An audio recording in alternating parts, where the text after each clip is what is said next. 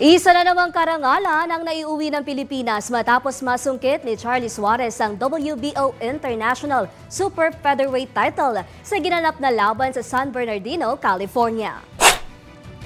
Hindi na pinatagal pa ni Suarez ang bakbakan matapos mabagsakin si Manuel Avila ng Mexico sa pamamagitan ng first round technical knockout o TKO. Sa panalong ito, nananatiling walang talo si Suarez sa kanyang professional boxing career at lalo pang pinatatag ang kanyang pangalan sa international boxing scene. Matapos ang laban, nagpasalamat si Suarez sa lahat ng patuloy na sumusuporta at naniniwala sa kanyang kakayahan sa loob at labas ng ring.